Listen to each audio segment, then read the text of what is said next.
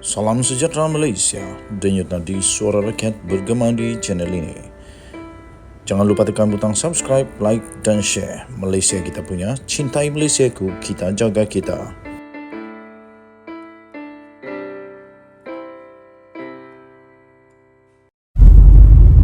Salam sejahtera Malaysia, denyut nadi suara rakyat bergema di channel ini. Berita terbaru yang pasti buat Muhyiddin semakin pening kepala. Disahkan pembantu dan adun bersatu. Pembantu dan adun pula. Minta maaf, bukan pembantu dan adun. Pembantu adun. Inilah panas sekarang, jadi otak pun beku. Pembantu adun bersatu dan isteri disiasat kerana kes pecah amanah. Satu demi satu bos-bos di dalam bersatu nampaknya bakal akan bergagar lutut. Pembantu adun bersatu dan isteri disiasat kes pecah amanah. Harapkan pegar, pegar makan padi. Polis menahan pembantu kepada seorang adun, ahli Dewan Undangan Negeri Adun Bersatu di Negeri Selangor, bagi membantu siasatan berkenaan dengan kes pecah amanah berjumlah RM533,440 menurut sumber. Lelaki berusia 30-an itu ditahan bersama dua yang lain termasuk istrinya pada 10 April yang lalu. Tuan-tuan dan puan-puan, pada usia 30-an sudah ada kes. Sangat-sangat kesian. Saya fikir dengan usia 30-an ini dia baru saja nak berkecimpung dengan politik. Dah ada kes pecah amanah.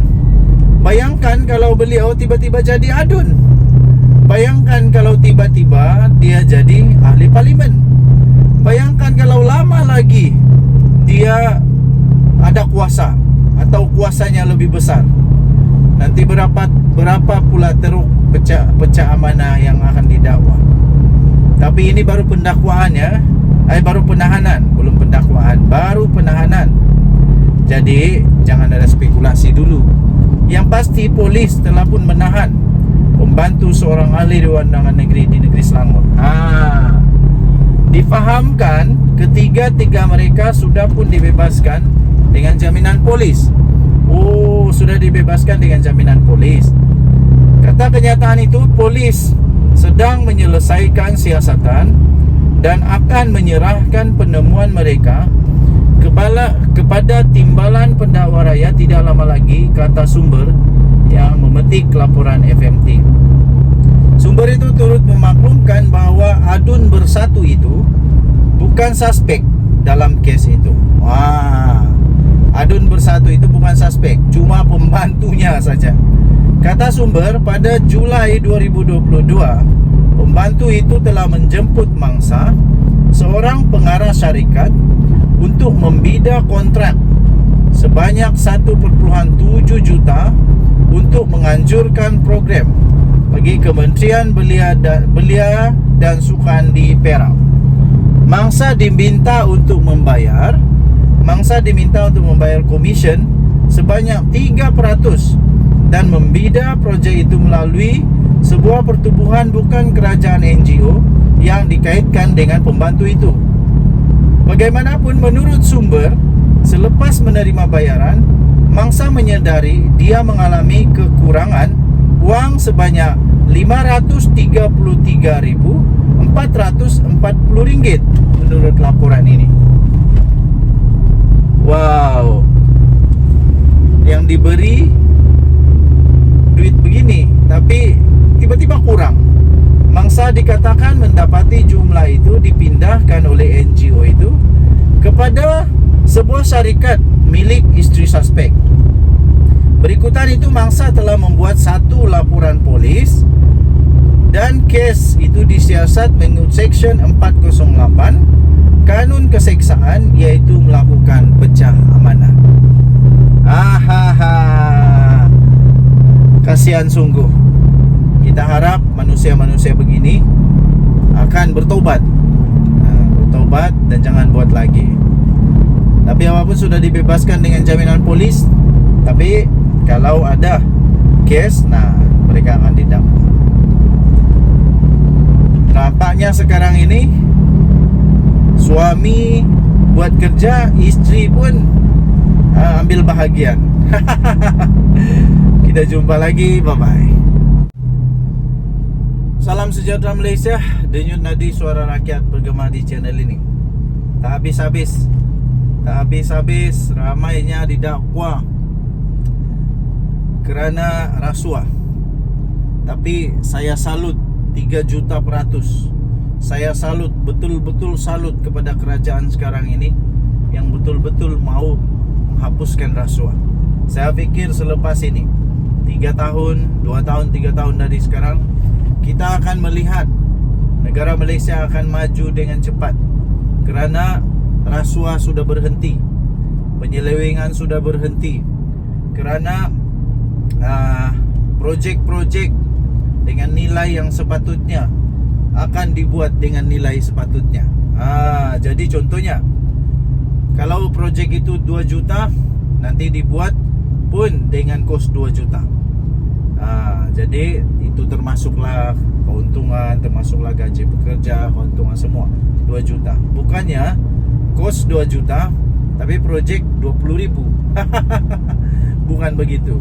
Jadi harap-harap, kita berharap semoga 2-3 tahun akan datang kemajuan negara Malaysia akan terlihat dengan lebih jelas kerana rasuah sudah tidak ada lagi. Jadi pelaksanaan projek mengikut spesifikasi yang betul. Terbaru bekas CEO disahkan telah didakwa kerana telah menerima rasuah sebanyak 5 juta ringgit Malaysia. Bayangkan 5 juta itu, kalau betul itu rasuah, bayangkan berapa banyak pembangunan, berapa banyak jalan raya boleh diperbaiki dengan 5 juta. Tapi kerana rasuah 5 juta, duit 5 juta itu hilang begitu saja, tidak dapat dinikmati oleh negara rakyat. Jadi itulah yang teruk dia bila ada rasuah. Bila ada rasuah memang tidak dapat dibuat seperti sepatutnya. Jadi amat teruklah. Okey, tertuduh bagaimanapun mengaku tidak bersalah selepas pertuduhan itu dibacakan terhadapnya di hadapan hakim, iaitu Rozilah Saleh. Siapa yang mau mengaku kan? Tapi of course, kalau dia rasa tidak bersalah, dia ada hak untuk tidak mengaku bersalah lah. Okey, tuan-tuan dan puan-puan yang dihormati sekalian, kita berharap semoga negara Malaysia akan terus dapat mementras rasuah ini. Orang-orang besar yang berkuasa selalunya memang ada risiko untuk terjebak dengan rasuah. Tapi dengan adanya kerajaan Madani, kerajaan perpaduan Datuk Seri Anwar Ibrahim sekarang yang memang serius membasmi rasuah ini, saya fikir orang-orang yang berpangkat tinggi, CEO, pengarah dan macam-macam lagi yang berpangkat tinggi, selepas ini akan bertobat, tak akan mau lagi rasuah. Kalau ada juga, hadapilah nanti hukuman di mahkamah dan hukuman di akhirat nanti. Nak kena jawab dengan mahkamah, nak kena jawab juga dengan Tuhan. Jadi tuan-tuan dan puan-puan, tahniah diucapkan kepada kerajaan. Kita harap, sekali lagi kita harap negara Malaysia akan lebih maju, lebih dihormati selepas ini, dapat dikembalikan kehormatan negara Malaysia yang satu ketika dulu amat disegani kerana maju. Dan sekarang ini Datuk Seri Anwar Ibrahim dalam proses untuk memperbaiki negara, dalam proses untuk memberikan keyakinan semula kepada pelabur-pelabur asing untuk melabur di Malaysia, kerana Malaysia sudah menjadi negara yang bagus semula untuk melabur. Kita jumpa lagi, bye-bye.